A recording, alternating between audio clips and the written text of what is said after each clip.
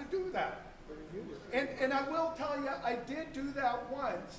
And the problem is Comcast, I forgot, rebooted or something like that. And then it lost the MAC address. And then I had to drive over there and do it all over again. So my goal is not to commute back and forth to this property. Do you have a question? No, when you plug the computer into the modem, you got an internet connection. Right. Yeah, weird, huh? And it was a 75 address. Yeah, and it was a 75. I could browse the internet and everything. So I'm going, what the heck is the difference between my DHCP request and the router's DHCP request? So let's go to the next slide. So I fire up Wireshark. In the meantime, I call Comcast, and they said, oh, sir, it sounds like the signal to your house is faulty. We'll send out a technician. And I said, well, wait a minute. I can see right here, right, if I'm reading this right, this has been a while, I'm connecting to, where are we? 142. Yeah, I'm connecting out. Where am I? I'm off on this one. Oh, so I got a 96, right? So I'm doing a discover, so I know I'm out communicating with Comcast because I can get a Comcast server that I can connect to request an IP address. But then what happens is when I request, or when I get an acknowledgement back, which is the second one, so the first one I discover, DHCP server, I get an acknowledgement back from Comcast, which is the second frame. Then the third frame is I'm waiting for a reply. I time out and they say, hey, where are you? I want that IP address. It no longer answers. You with me on that? So to me, this looks like MAC address filtering, right? Somehow they're filtering out my request for IP address based on MAC address is the only conclusion I can come up with, unless somebody's smarter than I am.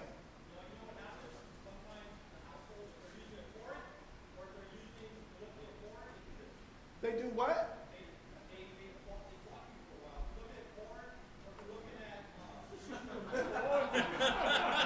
Experience. Okay, Jose. If I unplug from the router, plug directly into a computer, no problem.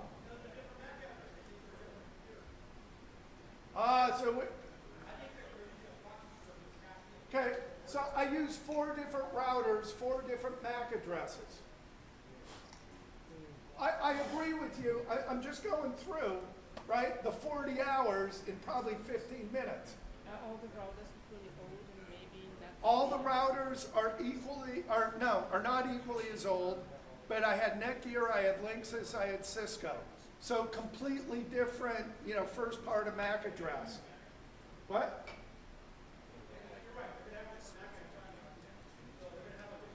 Jessica.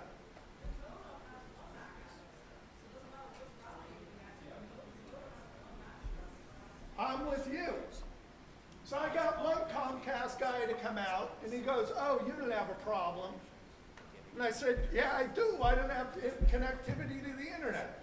Anyway, 40 hours now goes by, roughly, round numbers.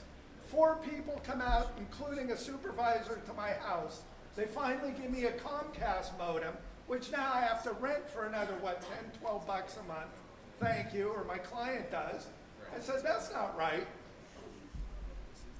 So now client, we went out to Fry's. I bought a brand new surfboard modem, surfboard modem. Put that into, replace it, put that into operation over here. Call up Comcast to switch over, and they said, well, this modem's going to be end of life in about 3 months. Right. So now all of a sudden, I talked to, you ready for this? A woman at Comcast who kind of spilled the beans, who told me what's going on. Apparently the modems that I have are end of life, but Comcast still supports them. But Comcast tech support department doesn't know that the tech support department doesn't support them anymore. Some screwy thing like that. So I go back to Fry's, buy another modem, which is the $120 modem, the one that's got twice the speed that I don't need. Those would be supported for the next couple of years. You with me on that? So I got to thinking about this. Nobody at Comcast, you know, every time I call Comcast with a problem, they'd start all over again, which is, why don't you reboot your computer? Why don't you reboot your router? Why don't you reboot your modem? Why don't you try a different cable? And my response to them is, why don't you listen to me? Because I'm telling you, I got the signal right here, which is telling me that I'm communicating, so the cable, all the lower level stuff is all working. You agree with me on that, right? We're educated enough to know. Ay, ay, ay, ay, ay. So my advice to you is, if you're working with Comcast and your service doesn't work anymore, it's because they end of lifed your modem, even though on the website it says it's still supported. Now, if you've been hanging around me for a while, you've heard of Kickstarter. Well, this is Doug Starter, okay? So several years ago, I had this brilliant idea. Didn't go too well, but this was Ethernet over power line. So let me show you this one, right? You take your RJ45, you connect it right in there, and you got Ethernet over power, right? Well, this didn't sell well. But I got to thinking, you know, I've seen these YouTube videos that people have selling stuff. Well, I want to help Comcast out. And a number of years ago, I played that We Sit video for Microsoft. We Share Your Pain. I sent you the link. If you didn't see it, go look at it. So I've got Doug's answer, and I've got two versions of it. Let's go to the next slide. I want to help these Comcast guys out, right? I want them to share my pain. But wait a minute. If this one isn't good enough, I've got the super size. Let's go to the next one, right? Let's really show them that we need business. All right, so now I got even with Comcast. Yeah, I need a 220 and a 440 on. Yeah. That'll show them. But you know, I'm thinking I should make a YouTube video saying, your internet service slow? Plug one of these babies in for an hour. Right? Disconnect all your equipment, plug one of these guys in, and then your internet will be the fastest it's ever been. All right. So that's my Comcast woe. Now, I'm constantly stuck on the activation screen. So now client, every time they open up a browser, it says activate your modem. But it's already been activated, so they close the browser screen, they open up again, and they're on the internet. So Comcast can't figure that one out. Clear cache buffer? No. Yes? Stop using Comcast as your DNS. Ah, you might be right. 8888. Yeah, 8888 or Open DNS. All right. So now you know where I am with Comcast. You know how much fun they are for me. It's easier than quitting. It's what? It's easier than quitting. Look, I lost a week of my life to Comcast. Thank you. Yes, sir. Buy a cradle point. Use a 4G backup. Yeah, buy a cradle point. There's I got, yeah, the problem is you pay by the, right? Pay by the megabit. there's a couple other services that are offering. I don't, you know, this is like printing. How long have we been hassling over printers? 30 years? We still can't get printer drivers right. You ever think about switching to Scout? I think they're not, I think my choice is AT&T. Wait, is that a sound? No. My choice is, so this is in Berkeley. And it's my understanding I have two choices, Comcast, which sucks, and AT&T, which is worse. Sucks worse. And without the speeds, LMI? too. There's fiber going to be coming in to Berkeley first. Yeah, let's go fiber. Ah, there we go. Google Fiber. So I'm working with a client in Hayward, right? I'll just kind of add this in there. Big, huge data centers going in there, Amazon or somebody, I don't know who it is, like you know, down the block. The client that I'm working with, they have DSL. I did a speed test. What did we get? 40K. I said, why don't we throw out your DSL and put in a modem? It'll be faster. Internet in the Bay Area. All right, so before we turn this over to Flexera, the printer guys. Oh yeah, we could start about the printers, Kyocera. Are they still around? Yeah. Are they? Okay. So anybody got any questions, complaints? All right. Any news from Build? Let me ask that. Build, Microsoft's Build last week. Build. Oh, Bill. Build, B-U-I-L-D. How about SQL on Linux? Comcast question. Some of the boxes are now hotspots. Anybody know how Comcast figured which box is going to be hotspots? They all are. They all are. Yeah, they all They are. all are unless you turn it off. You bridge it. You Yeah. can turn it off.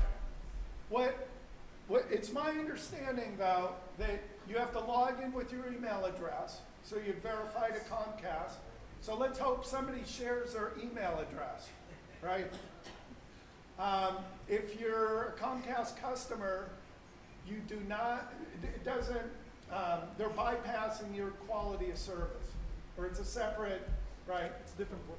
Yeah, it's a different band, a different TV channel. Yeah. How's that? You log into the box. Yeah. It's a 10.00.1 or something like that, and you can actually change the local admin password, bridge it so that it can piggyback off of your wireless router, and you don't have to use the Wi-Fi on that modem, which I just did like last week. Wait, run that by me again? So if you you're- buy one of their You buy a modems- Comcast modem. well, you rent one of You theirs rent one of the that has Comcast Wi-Fi modems. built in. You Yeah. can disable their Wi-Fi by bridging it to your own wireless router. Oh, I see. It disables that. That also disables it for anybody to piggyback off of that network. So automatically disabled. It automatically disables it. Ah, okay. Which What? they gave me a free boost. I was at 150 megabits down. They said, "Oh, your modem is out of life or out of warranty," so they gave me that one. And they said, just plug it in, restart it. I did it. Now I get 240 megabits down. So, and 12 megabits up. Did you buy one of my things? I'm going to though, Okay. because I need the turbocharge. We can get 500, Yeah. right? Let me think. I had something else I was going to say. Oh, I got a question. Anybody using the Comcast app? Right, the Wi-Fi app thing? No, okay. I haven't figured that one out either. I can use it on iPad, iPhone, but Android, it doesn't work right. All right. No questions, no comments. I'm turning this over to Jeffrey. Oh, maybe I turn it on. All right. It's going to be quick. Don't be quick. You bought the pizza. Thank this guy for the pizza. I hosted this thing for you for how many years? Many, many When I was years. at Microsoft. I was at Microsoft for 7 years, so I knew this guy for quite some time. Too long. Most of these people. Yeah, and a few of you have seen me before. But, so I'm Jeff Aces. I'm the National Alliance Manager for this product called Flexera software. We've been around for a long time, but you probably know us as Install Shield. So who has clicked on an application and gone next, install, right? That's us. So we've branched off, we've purchased other products, but that's what we're known for. And I'll go into the other products in a sec. We're a global company. We have at least 1,000 employees. We have, the way our technology is set up, our install shield goes through our ISVs. So we have over 20,000 ISVs who buy our product to go in and wrap their solution up, and then they sell it to you, right? So that's the Adobe's, Microsoft, any one of the big ISV vendors use our technology to wrap applications. The other side of it is the enterprise side. So we have another tool called Admin Studio, which also has Install Shield built into it, but that's more for the enterprise packager. So I'm going to buy applications, I'm going to rewrap it so that I can deploy those tools to my infrastructure. It also has app compatibility, so we have all the tool sets, and Dylan over there will get into it deeper, but has all the tool sets to test applications to migrate you to the latest or the modern OS for Microsoft. And so we have some cool stuff around that. But we purchased a bunch of companies. One of them was SCCM Experts. I don't know if you remember that company. We recently purchased a company called Secunia. So Secunia creates a technology called CSI, which does software vulnerability testing. And we'll go into the big demo on that one in a bit. So it's all about software monetization. What Flexera wants to do is we want to own the entire life cycle of applications. From the minute it's created, to the minute it hits your environment, to the minute it gets decommissioned, we want to own that entire process. So we built a suite of tools to be able to do that. So between the install shield, the admin studio, we have an application portal page. We own a licensing tool called software licensing optimization. So if you've ever heard of a company being audited by, let's say, KPMG, Deloitte, or Accenture, under the covers, when that company does an audit on a customer, that's our software. So we understand licensing all the way down to the point where it's, where it's manufactured. I can tell you the difference between a version of software that was purchased at a Fry's versus one that was purchased from an enterprise agreement. So we have all the details on that app. The other thing that we do that's kind of different too with our licensing is we actually have back channels to the manufacturers. So when, let's say, Microsoft is going to change their licensing SKU for SQL, and they went from proc to core. A lot of companies didn't know that, right? So we actually have a back channel to Microsoft that says, oh, you've changed your licensing. We're going to apply it to our customer's environment. So they go out and they buy SQL and they start deploying it everywhere, and Microsoft comes in and say, hey, I need you to pay your SQL license bill and tell us how many you're using. They have no clue on what they own. So we'll go and apply the product use rights on what Microsoft did to the licensing. We'll apply it to their environment, and then you'll get an accurate usage of how the licenses are being used in your environment. Any questions so far? No? So it's all about the application. We know how the application's packaged.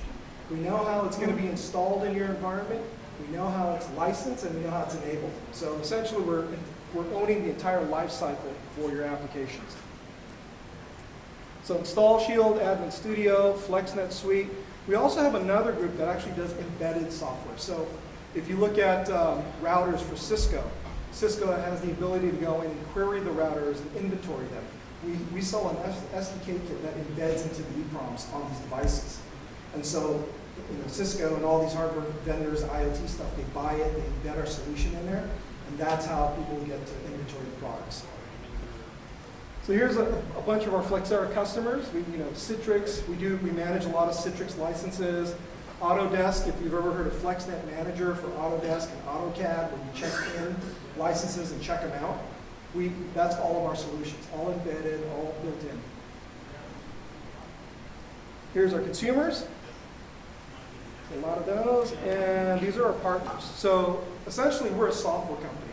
We don't do a lot of services. We have a very small professional service team to do these implementations, but we leverage partners heavily. So Dell, Avanade, IBM, they essentially do the work for us.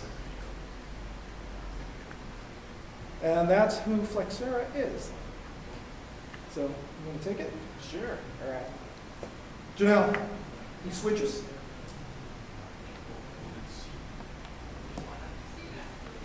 Oh, can you switch us to this one? Yeah. Can I just unplug random things and plug them in? Oh, there you go. Yep. There's two. All right, let's start with this one.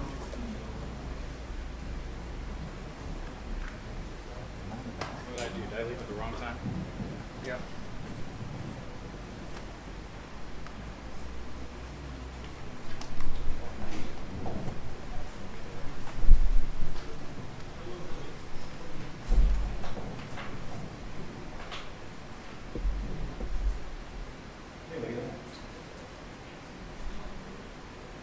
So I'm going to go real quick through this and then jump into it. Hi, by the way, I'm Dylan Hudak. I used to work for Secunia until I was purchased.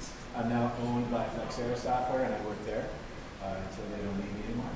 But I'm going to go through a little bit on just Admin Studio and an application called AIR, which is a rationalization piece, and then I'll get into the security part that's much more adept at. But this is what I've learned so far, and I'd like to go over with you. So Flexera software provides, and as he said, we're really an end-to-end software solution from the inception, beginning, birth, whatever you want to call it, until the death of a software in your environment. That's going to be from the inception on the producer side. You pick it up, you get it. We'll make sure that you're square, that it's set and compatible for your environment, that you have the license entitlement to actually do it, that it's not vulnerable before you push it out in your environment, and help you maintain that until you decide to give it a boot and move to some other piece of software.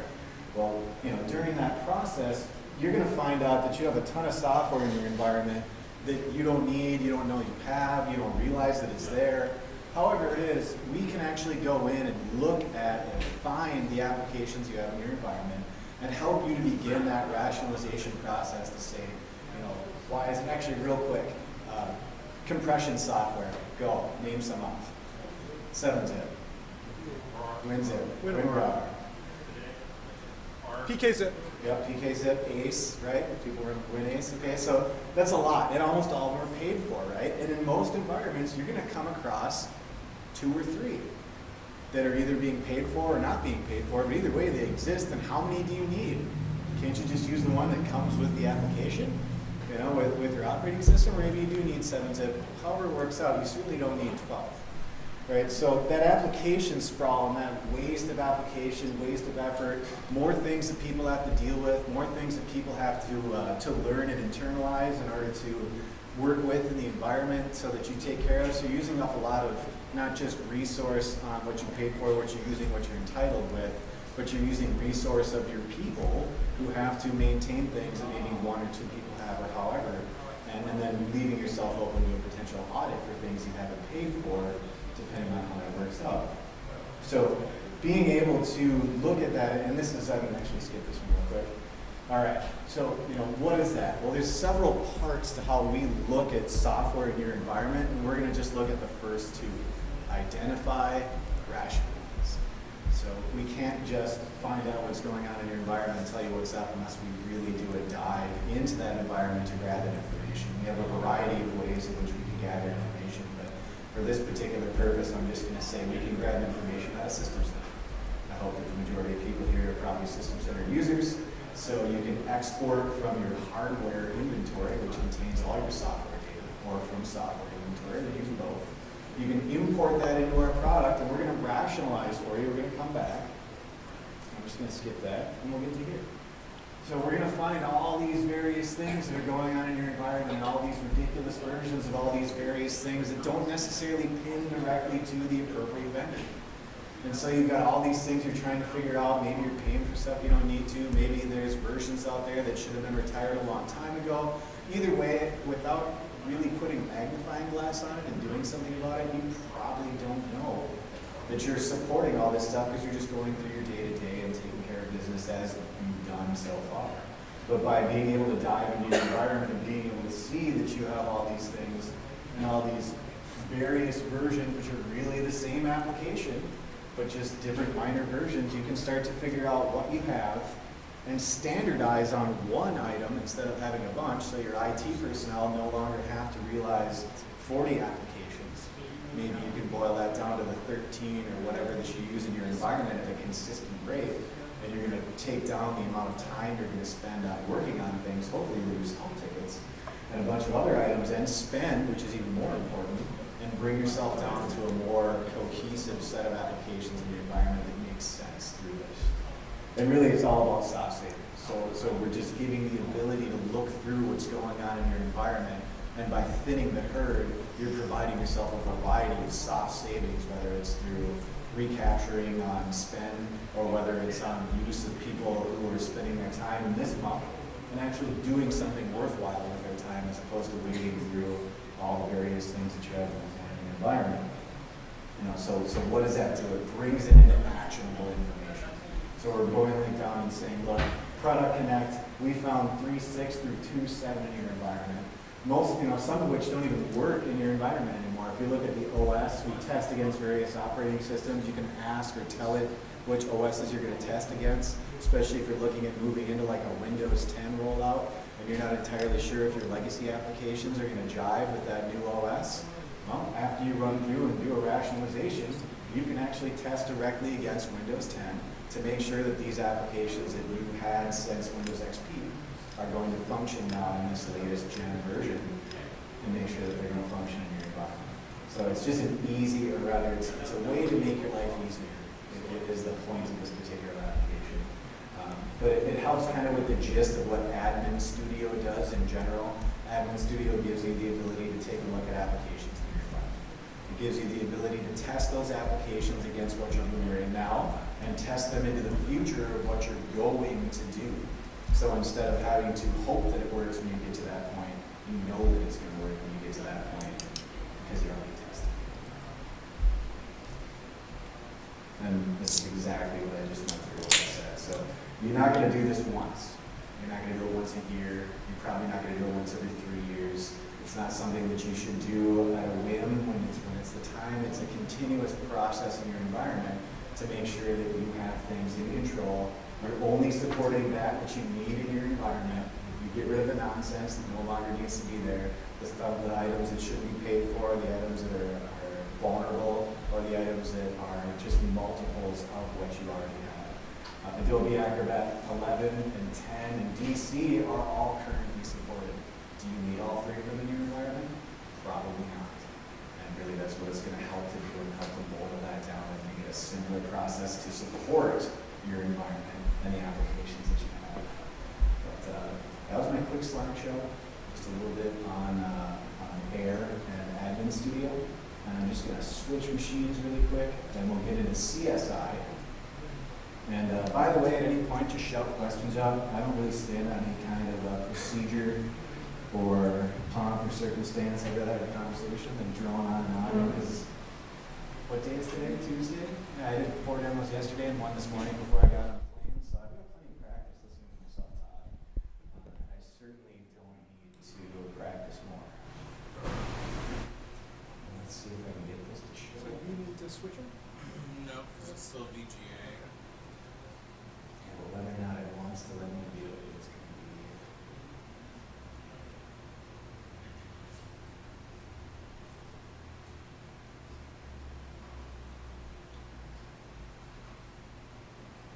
That'll be the question.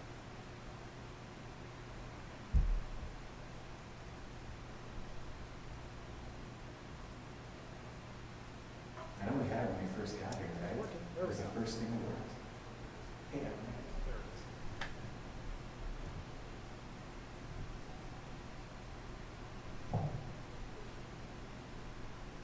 Alright.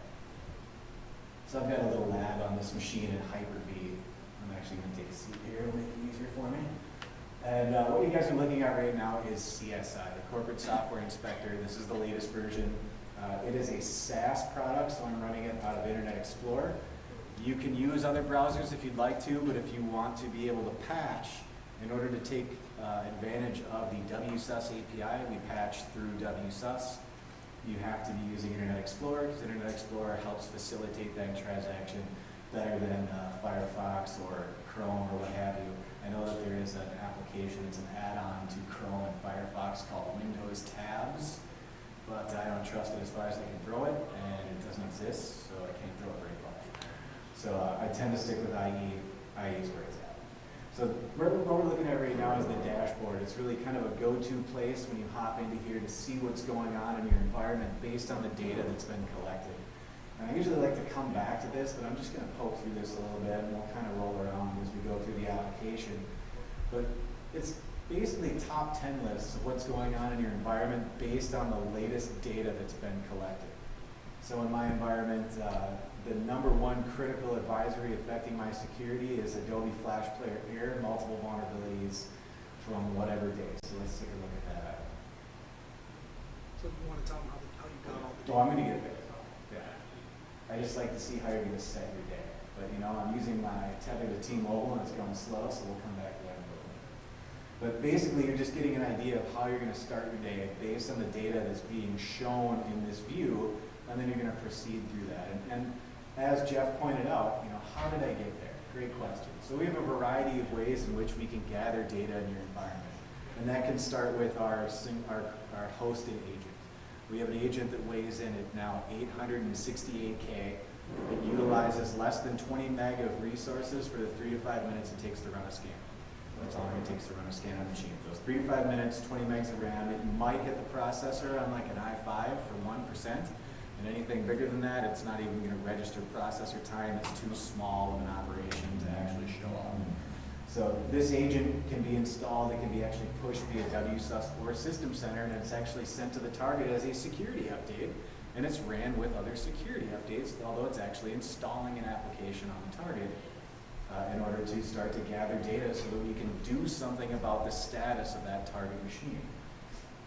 We also have another way of delivering that agent. Some of you might be familiar with a gentleman by the name of Kent Augerland. Kent Augerland is a guy out of Denmark, which is where Secunia was. Secunia was a Danish company. He runs a company called Cortec out of Denmark. He's a Microsoft MVP in the System Center space, although I know he just got voted like mobile MVP of the year last year for their mobile side too.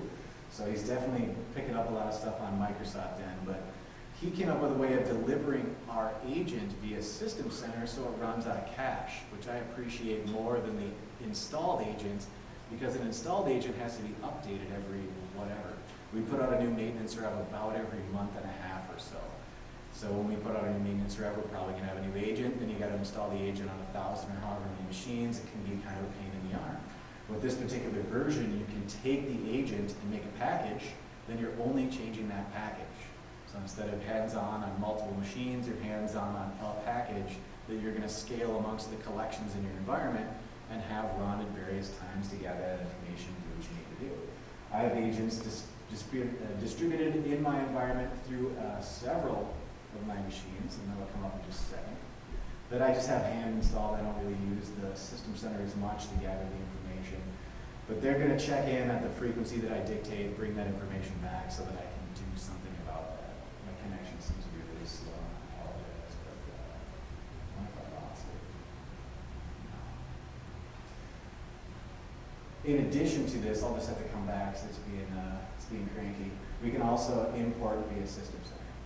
So I can dial in, and this is using the System Center software inventory. So I have to go into System Center, set my software inventory to collect all star.dll, OCX, and EXE. I can then query the database, so with select and connect rights, I'm just talking to the SQL table that contains the information from the software inventory, query that against our vulnerability index, and then come back with information as to what is going on those machines. So I'm just going to skip the part where my agents aren't showing up and go right to the results, because that's the good stuff. So we can come back and tell you every machine that we've ever inventoried in your environment today.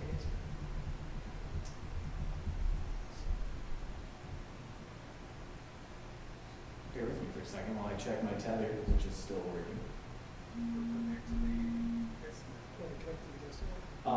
You know, on most computers I could, but on this one it won't use any other wireless than the wireless at my apartment and my phone. And I can't figure it out for the life of me, and I've spent hours and hours and hours. Not as many as he did with Comcast, but easily enough that I was irritated and didn't want to deal with it anymore. Isn't there an Ethernet jack? I don't know, is it? There's gotta be one somewhere. It's a corporate building. Well, I'll know in 2 seconds here what's going on, so bear with me. I'm using Hyper-V, by the way, which doesn't always like to pass wireless connections into the, or at least in my experience. But I'm not as great at this as other people, I'm sure.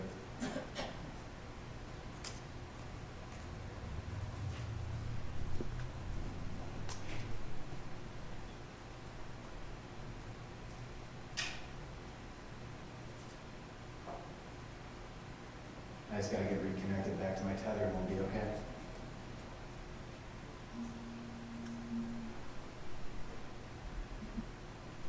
It's fun, this is the first time I've had it cut out in the middle of having it working. It was working while we were conversating, while you guys were pizzaing. It was still doing what it was supposed to do.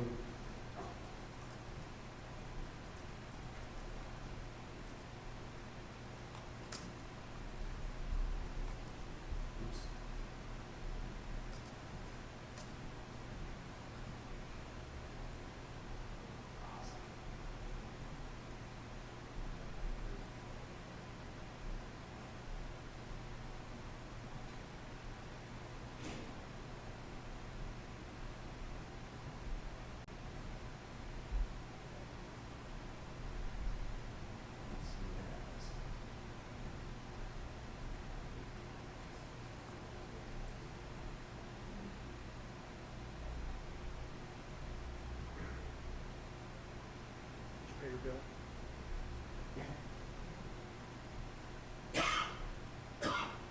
phone's still working.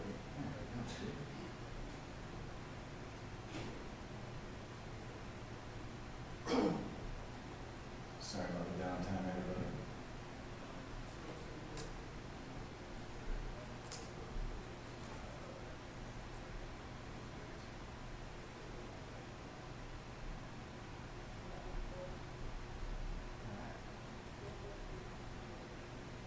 Much better. All right, so, oh nice, did I manage to kill the microphone somehow? Am I good? All right, very good. All right, so here's the machines within my environment that I've gathered data on so far. And I also scanned this is my home computer, my personal computer, but I did it just for kicks because I've got all sorts of stuff on there that I don't have in my environment that I probably never had in my environment. But basically what's going to happen is as you gather data in your environment, you get to see every machine that you've ever touched. And you can see what's their percent of patch, we call it system score. Last time that machine was assessed, and then aggregate data about the health of that particular machine. How many insecure, end-of-life, patch, total, where does it live in your environment, and how is that data gathered? I've got a couple older agents out there. I used inventory import on a few. Actually, all these items that are running out of inventory import are actually machines in Denmark. And I'm just gathering data on because I still have credentials to that particular system set.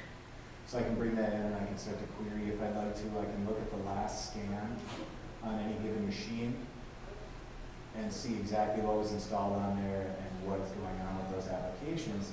But as the data comes through, it also aggregates into other places. But the power comes in that I can filter these data sets. So not only is it telling me the health of it, this particular machine hasn't scanned in over 30 days. These machines are all less than 70% patch because I can find a subset of data so that I can find these easier. And perhaps if I need to export this out to a CSV file, I have a report directly from this data set. I can also aggregate by the machines in my environment. So I have one Server 2012, one Windows 7, one Windows 8.1, and I can review those as I go through and aggregate this data down to better understand what's going on in my environment. In addition to having a full inventory of every application in my environment and the saturation of those and whether or not those are okay. So once again, there are applications here for my home machine, so I do not have a lot of these on my corporate one, but it was just nice to see the depth and breadth of coverage that this particular, or that our vulnerability index has when it comes to finding out what's going on in your environment. If the item's square, it doesn't need a patch. There's no SAID because I'm not going anywhere from that particular application. With Google Chrome, I needed to go to 49, and as you can see, this one is the last stable version. But I was on 48, and this needed to go to 49.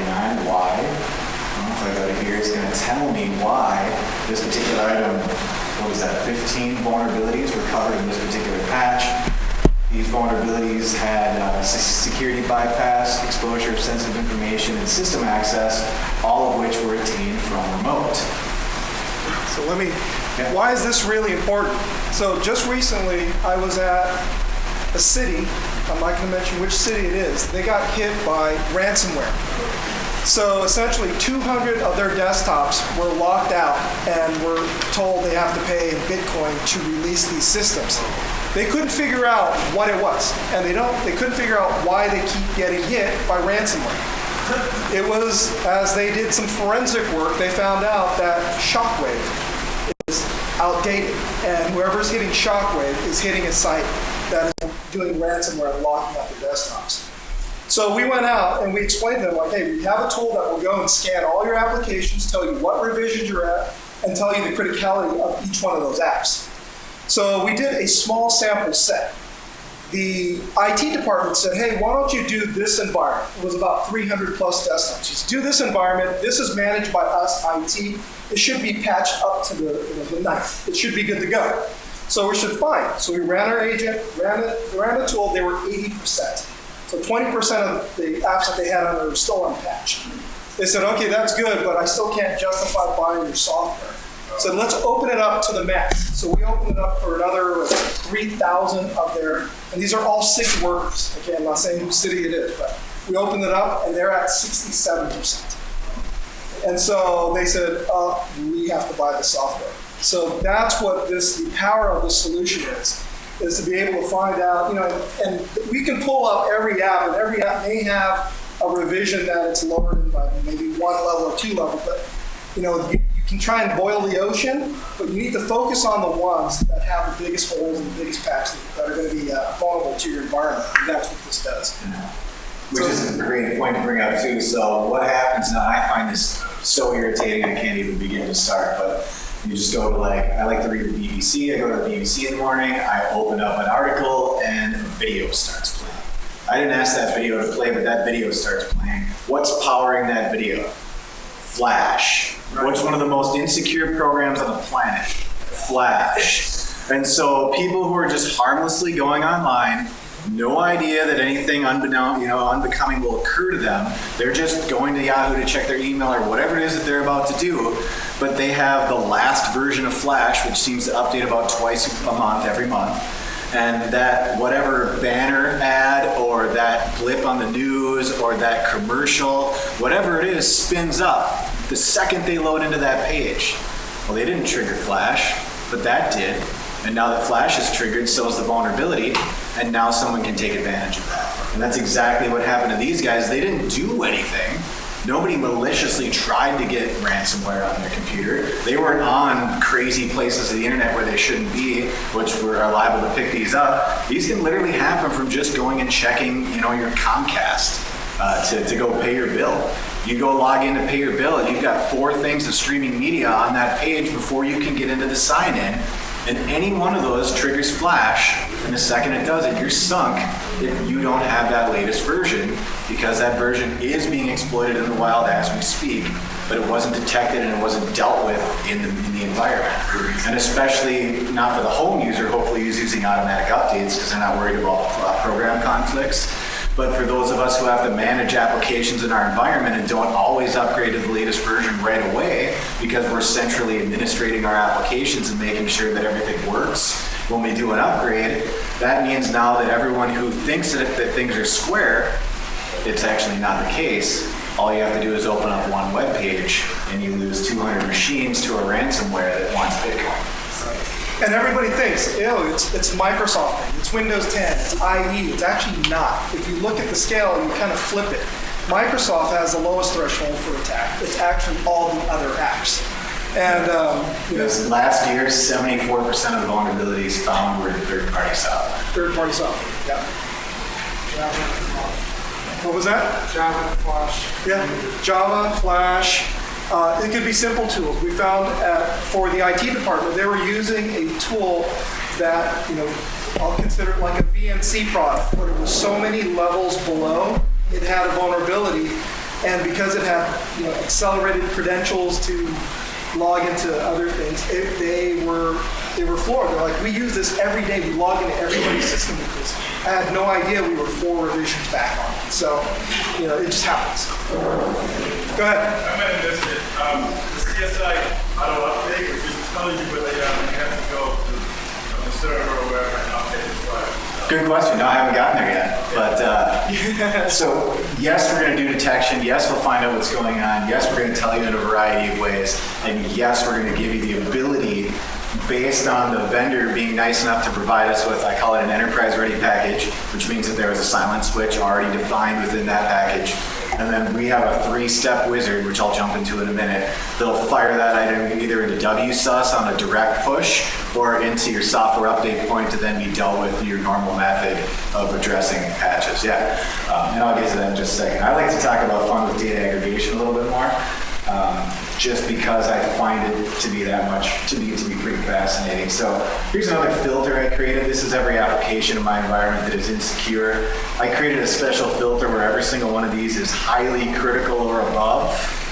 And then that's as defined by NIST, right? So it's the NIST thermometer of not critical through extremely critical.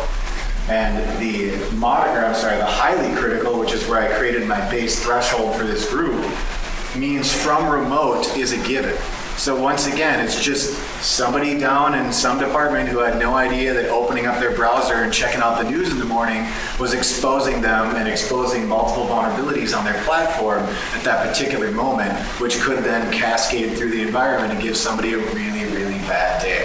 So being able to identify, to qualify and quantify these items, and then to remediate against them is just going to hopefully eliminate those bad days or narrow them down so that they're few and far between, because you have a process in which you are seeing what's going on in your environment, assessing that particular criticality and what it means to you, and then acting upon that data to bring safety or relative safety back into the environment as you proceed through it. So this is just another data set.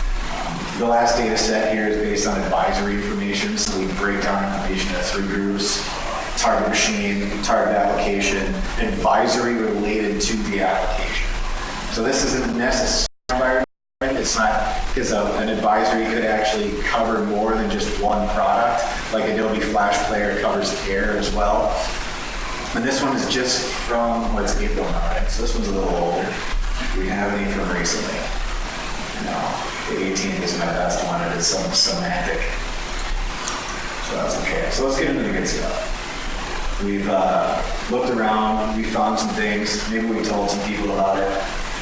Based on the data that was gathered in my environment, these are the updates that I need to create in order to remediate against what's been found.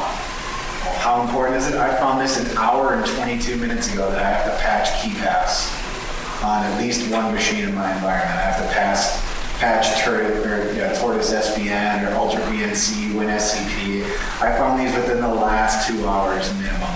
And these definitely do need to be updated because they were discovered. It tells me that it is indeed insecure in various levels. Perhaps I would start with Flash, because Flash has the highest level of criticality.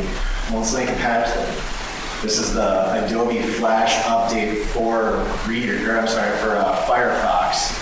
You can tell it says NP API, Netscape API is what that stands for. So first page, and this is, like I said, it's a 4-step process. I want to show you the 4th step. It's actually a 3-step process. Whatever you want to do right here is whatever the vendor is giving you the ability to do. We just have disable automatic updates and a clean install. But let's take a look at the 2nd step that we normally would skip. So this is the guts of that update that we're going to deliver in the environment.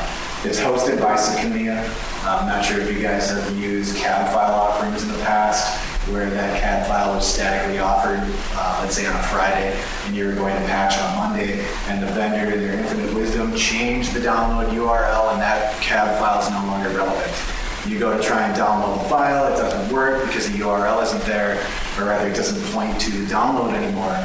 In this case, they're all hosted at secunia.com as a redundant server farm. This will be available until the next version of Flash comes out, and we will get rid of this. We will not support 21.182. There's no reason to patch that in your environment. It's insecure. Whatever the latest version is going to be is what goes here. And then this is the script that's going to tell this binary how to behave. The vendor was kind enough to give us this built in. These options were also available in the package. And here's how it tells it how to behave in the environment. This is also available in a couple other flavors. So if you're more familiar with PowerShell, you can certainly flip it to PowerShell. If you need to come in here and make a ton of adjustments or however you'd like to go about it. Perhaps you already own Admin Studio. Maybe you take this application and you say, I need a lot more than clean install and no updates. So I'm going to take this package and actually run it through Admin Studio, and I'm going to make a transform file. So I can add more functionality to this update than was already there. Not a problem. I can remove this file because I've already downloaded it separately. I ran it through my editing application so that it could do what I wanted it to do as opposed to what the vendor had baked in the beginning. Then I can just add that file. I can just grab it again after I've processed it, add it into the package, hop down here in the script. I think it's around, I'm terrible at PowerShell, right here. And I can actually say, you know what? It says if it's a MSI or MSP, check this. I add another line and says if it has a transform, run it first, do this. So I can make a very minor edit and have more functionality baked in because it's open platform to allow you to do that. You don't have to worry about these items. Kind of the customer said these aren't going to apply willy-nilly through my environment. Are they, Dylan? When I release this to a collection, how do I know it's going to go to the applicator, to the machines that need it? Well, it's actually part of the scan phase. It brings that information back, and it's built into the package as you create the package, and that's shown in the applicability criteria. So when it's delivered to the target, it first says, are you even installed? In most cases, that's an uninstall string check, just to make sure that that is indeed installed. And then after that, it says, great, if you are installed, are you less than the version being delivered, but greater than the minimum version as discovered during the scan phase? Perfect. And last but not least, are you located in Windows Syswile 64, Macromed Flash, NPS, WF, 32, blah, blah, blah. So it's not just going to go in and hit whatever. There's specific targeted data that came from the scan phase, which is going to give you more ability to address these in your environment and to know that they're going to where they need to go, as opposed to going and applying or possibly even installing software where it didn't exist before, giving you more things to maintain. Question? Fire away. Portable apps. It's a thing where you can put applications on a portable device, USB stick, whatever. I use KeyPass from my portable app. Is this going to find things that are not installed on the... Yes. So if you have a USB drive stuck in there, we read that as just a drive on that machine. And that drive on that machine at the time had X amount of software on it that is under this particular status. So it will actually come back and tell you if that version of KeyPass on your dongle or whatever you're at is square or not. It'll let you know if that's patched. Yeah, absolutely. So if you have attached storage, we find that. We'll absolutely look through it. Now, you can tell it to. We have different ways to blacklist or whitelist, so you can actually determine how it's going to scan or where it's going to look specifically. We worked with a client that had a very large Mac shop and they had time machines on everything. And our agent would run for 5 hours if it was allowed to run through an entire time machine. And nothing needs to be touched on there. That's all archived data. It doesn't matter if it's insecure or not. It's archived data. It's not being used. The actual application install is what we need to look at, and so we just made a whitelist or a blacklist rather, and said, don't look down that path that leads to time machine. Or in this case, don't look at anything that's E or F or G or what have you. Just don't even start on it. You can add that in and define the parameters where you're going to look. A lot of people have Windows.old on their machine after they image. Why do you want to look down Windows.old and come back with a bunch of false positives when you show that report to your boss and he goes, what's up with this stuff? You know, it doesn't really exist. It's false positive. Well, just don't even worry about that. Blacklist it out of there so you don't have to look at it and you never have to have that conversation because you didn't look there. So you have the ability to say where you're going to look at the data and then to react accordingly based on the information.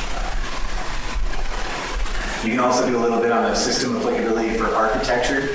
I've witnessed one customer do this. He was gung-ho about making sure that 64-bit systems only ran 64-bit applications. And when he found a 32-bit application through this product, he'd just go on and install it from his 64-bit machines. I thought that was special. Absolutely, but I'm not going to tell someone what to do. It's not my job. Actually, on this time, in one customer, they're looking at removing all administrative rights for everybody on the desktop. So they're going to use our tool to identify the apps that have vulnerabilities, and in the process, justify that nobody can install these apps. They're going to kick eventually everybody off as local admin. And then, so it's essentially, this is just like the catalyst to get them to a managed desktop. Absolutely. All right, I'm going to pretend I made this one because, as we already saw, my internet connection was not fantastic and the download could cripple my phone. But once I've created the item will be available. If I'm delivering it via WSUS, it's as simple as looking at the item and approving it based on the machine groups that I've created over time. If I deliver the item in the System Center,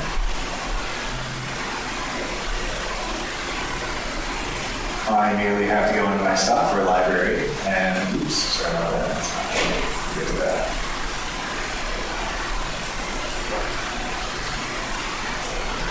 I search Secunia, and this is every item I've made with CSI to date and imported into System Center for delivery modifier. When you first bring a third-party item into System Center, it actually has to write a metadata point in the software update point. Microsoft is going to add items into this particular location every time they do a patch or a cumulative update for System Center, but on the third-party side, in order to be managed via System Center, you actually have to create a category. and then elect that category. So I could have brought all these in and never witnessed them because I didn't create the category, but we use a feature called custom naming, which creates basically a nested tier. So when you come in here, you just activate the tier at the top level. Every subsequent item you bring in is automatically enabled, so you don't have to run multiple synchronizations after the first time you introduce this product in your environment. There's a lot of other offerings, like for instance, you might be using Scott and just grabbing the Adobe catalog from Scott and using that. Well, that goes in and it's going to make a line item every time. So every time you bring an item in, you got to actually look and see if it's the right version that's being displayed in here, elects that item, then synchronize again. A synchronization could take anywhere between 5 minutes and an hour and a half. And if you're trying to get something done, you certainly don't want to sit and watch things synchronize. So by being able to take advantage of this nested tier, you're just saving time later on because you don't have to watch the wheel spin as you're trying to get things done. So that's patching and then patch delivery. Of course, automated deployment rules for both ends. If you're using WSUS standalone, ADRs will certainly automatically approve that to wherever it is that you told things to be approved in the first place, and it will go there. And in System Center, if Secunia and item is security update, then use template A and push to collection X. Whatever it is that you define in that rule, they're certainly going to participate within that because they become native to System Center. So they're native to your compliance reports when you do your patching and you go to see what worked and what didn't work. All that information that currently is just Microsoft is now going to actually have the third-party piece.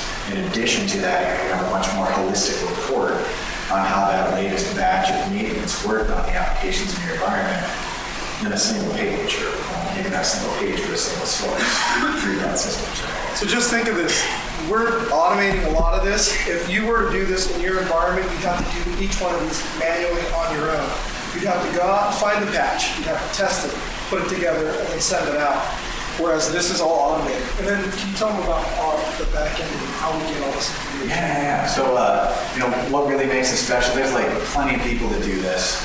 We've got robust competition in this particular space. There's a lot of people that understand that helping to facilitate third-party patching is a great business, and there's a lot of people that need to get involved in it.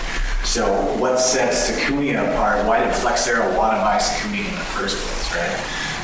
So we've been in business Secunia was in business since 2003. We started out just creating a vulnerability index and making a feed that you can subscribe to online, and you can look at all the applications that we had in our feed, and then we continue to grow over time.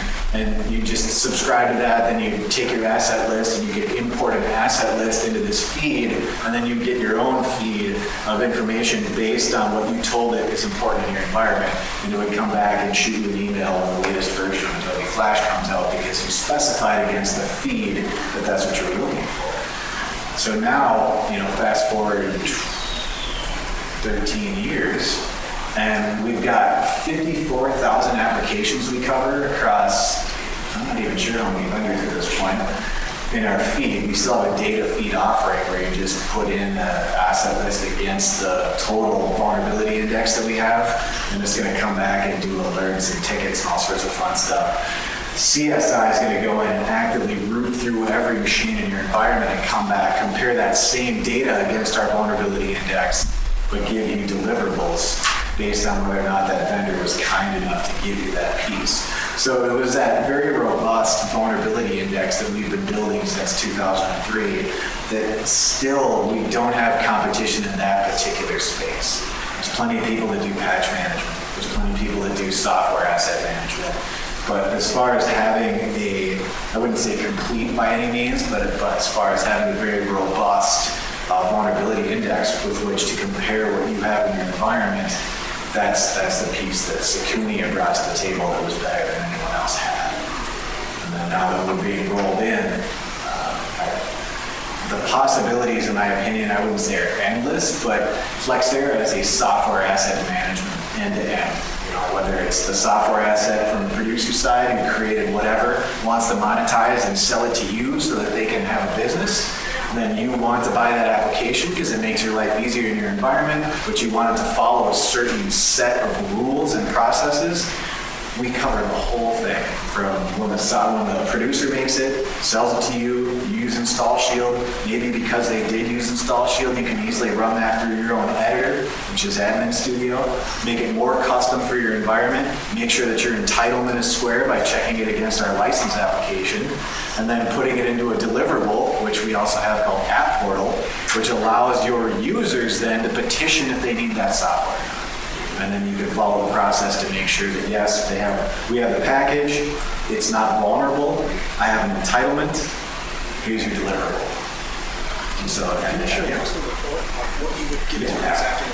So one of the cool things on here is once you've done and pulled up all the data of these apps that are vulnerable, you can then print out a custom report which you can hand to management and go, this is what our company's at right now. And it puts it in a nice PowerPoint, or what is it, PowerPoint with graphs, takes everything that was inside this it's a dashboard. Yeah. So this one's a little old. I haven't updated this one since February, so let the bear with me here. But this is a site level report in my environment, and it's going to be high level aggregate of what's going on in my environment. And it does so, as I like to say, with nice graphs. There we go. Okay, so I have 5 sites total in my environment, 4 of which have insecure, 4 of which have end of life. Only one of those sites is secure in my entire environment, the rest of them are not. And then I have 441 instances of 167 unique products. 28 of those unique products are insecure, but there's 113 instances of those 28 unique products insecure in my environment. Well, let's break that down a little farther. What is my profile of vulnerability? It's bad. 62% of the vulnerabilities in my environment are highly critical and above. And highly critical, or you can see a CVSS base score of 7, is where from remote starts. So again, we're boiling it down to some person who's just pulling up they're logging into the company intranet website, and that has a video in it. And that video spins up Flash. They're now vulnerable. And so by seeing what these are and being able to figure out, isolate, and then remediate to, I understand what's going on in my environment. My goal is to get my installation count and to get my overall criticality, especially if the largest piece of the pie is one of the worst things for me, that's a bad deal. And I certainly want to address that and try and boil that down. So of these items that could be exploited in my environment, what could occur if someone was going to reach me? All right, well, let's take a look at that. So this is going to break it down: system access, denial of service, privilege escalation, etc. Well, let's look at how that goes. 40% of the vulnerabilities in my environment resolve directly into system access. That's people going into my environment and exfiltrating data that I probably don't want them to take away. If I can nail that 40%, then there's hopefully less people stealing things from our environment and keeping my IP safe so that we can continue to make money as a business. So this is pretty powerful. Does everybody get this? Does this make sense? Is this something that you would take to your business and show management that, hey, there's a possibility, there's vulnerabilities in our environment, and we need to fix this? Graham, right? You understand this. Yeah, go ahead. So you've got great data mining capabilities, you're tying in very well with some of these back players, you're leveraging that really well. Licensing? Yeah, so licensing is another product of ours called, it's called SLO, or Software Licensing Optimization. I think he means licensing on.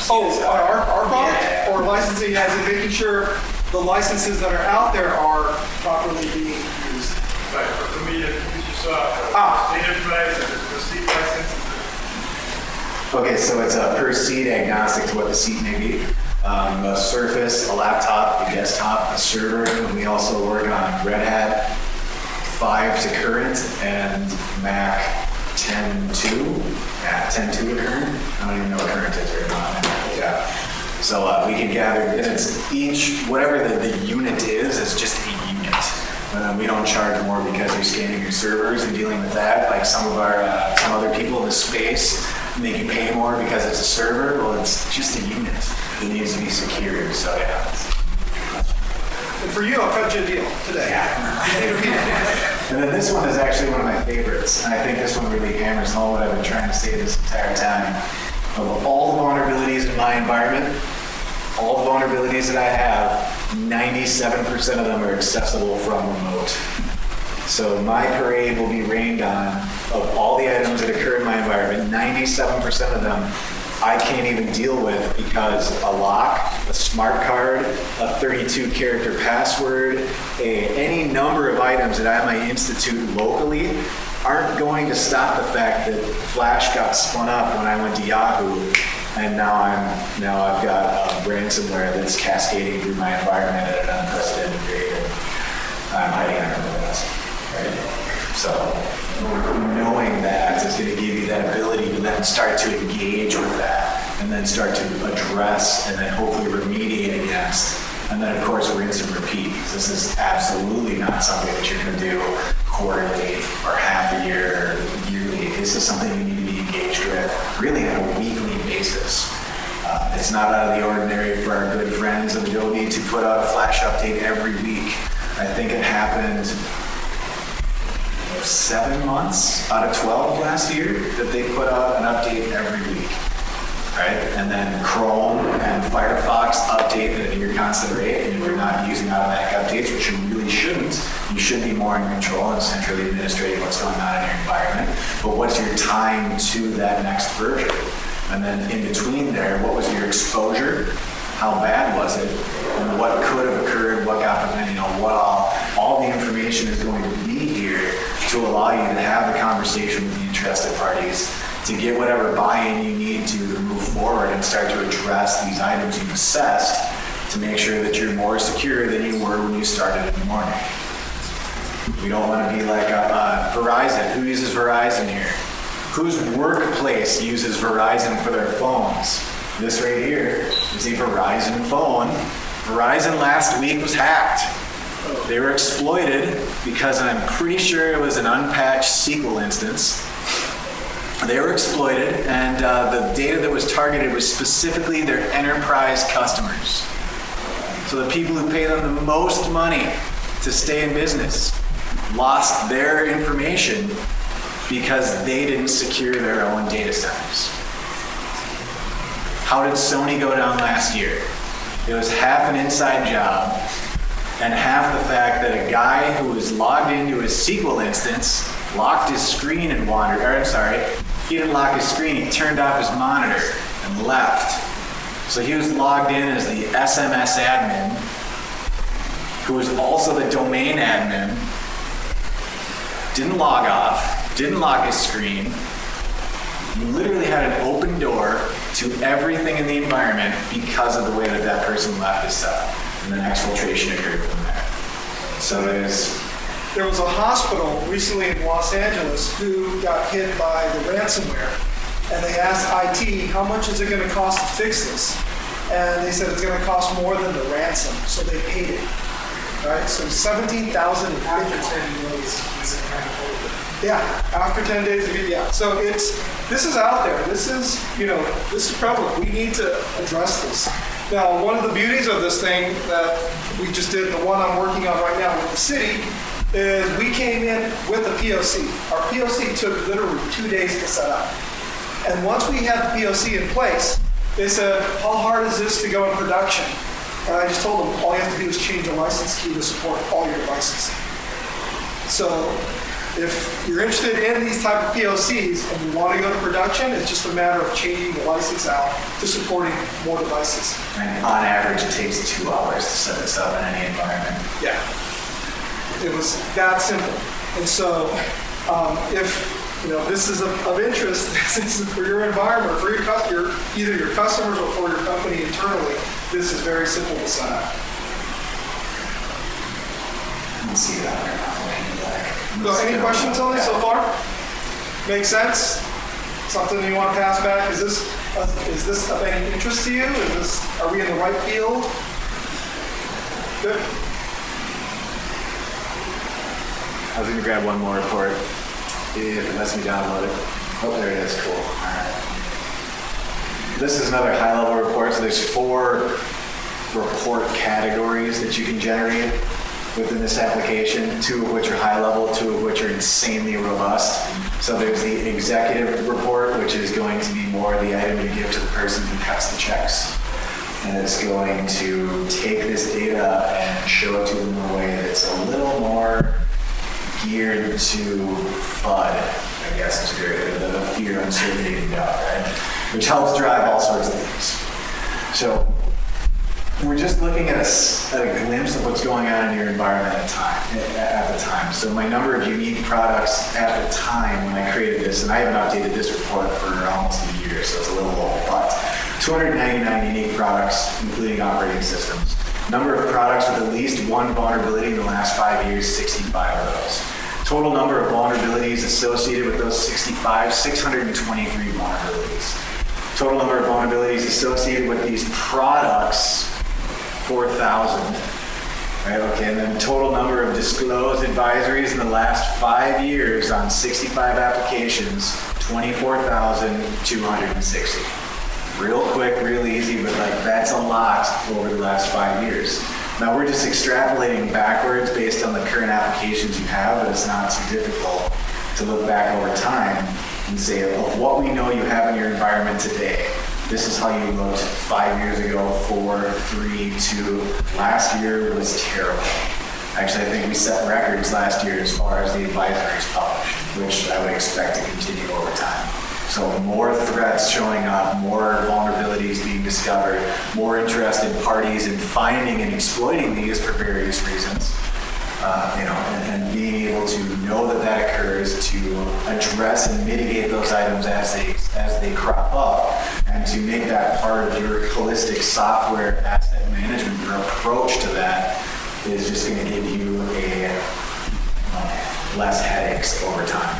If you have more prevention built into the system, then when things actually do occur, it should be more few and far between, and you're going to be much better prepared for those items when they do occur.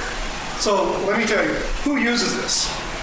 Microsoft uses this internally because they are great at patching Microsoft apps. They're not great at patching third-party apps. So actually, our product is in Microsoft.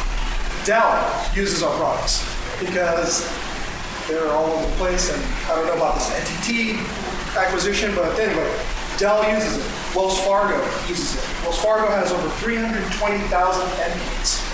So this is proven technology, it works, and it's out there. This is just another dashboard. I like this one.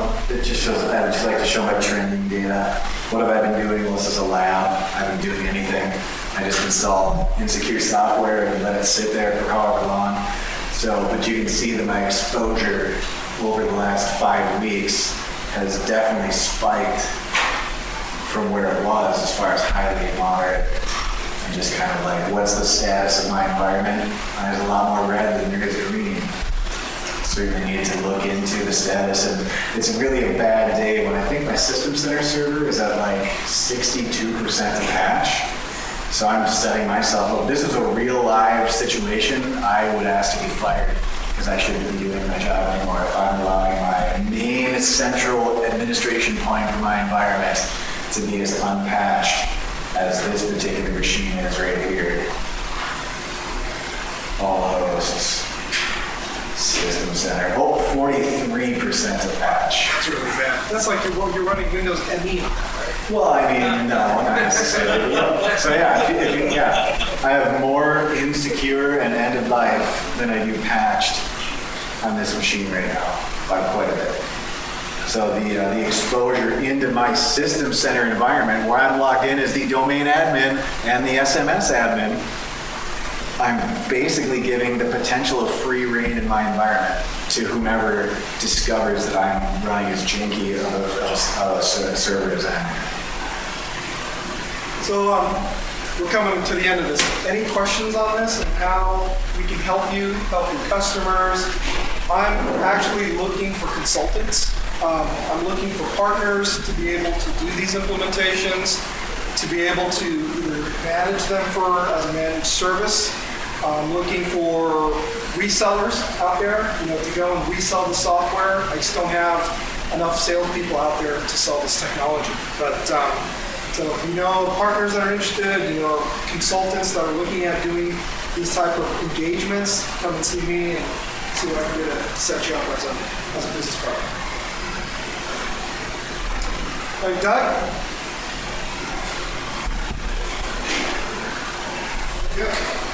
Any other questions on this? Just a quick one. Sure. Do you guys have any data on how things like Flash and Java are distributed? And are you seeing a decrease in distribution of those? Java, I am definitely seeing in my own practice is going down in instance. I'm not seeing that yet with Flash. I keep hearing in the Flash is not. The big push I'm hearing is from, the Apple folks saying, we're not going to support it.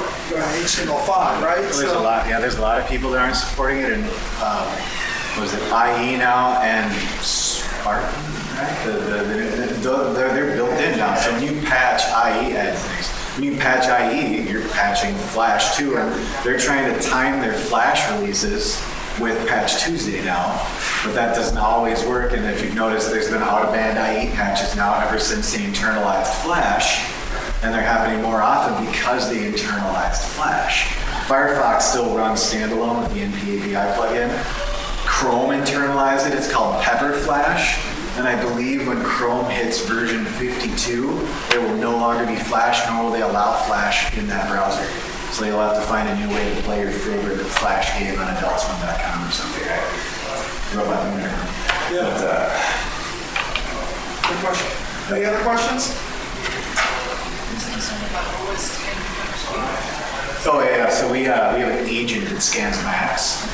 For Mac and Linux, it's only agent-based right now with this application. But is it 10.2 and up? And up. But I don't know what the latest one is, 10.15 or something, or 11, yeah.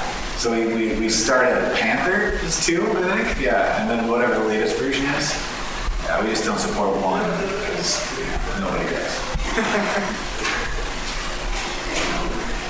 So we also have other security tools from another product that looks at mobile apps. So we have a tool in Admin Studio that scans your mobile application, scans your mobile device. So let's say you're an enterprise and you're building an application for your phone, and the phone application takes advantage of the camera, and that's not a feature I want in my environment because I want to disable that. Well, we have a tool that actually scans that criteria for applications and alerts you on all these things that the app does to the native hardware. And so you can then go in and turn those features off. So we have another security device or security product in our Admin Studio around mobility. So everybody's going into the mobile apps. We have a solution kind of for everything. Is that on both Android and? Yeah. Yes. And Windows Mobile. And Windows Mobile, the 1%. I had a Windows phone for 9 years, and I just moved to an iPhone, and it's different.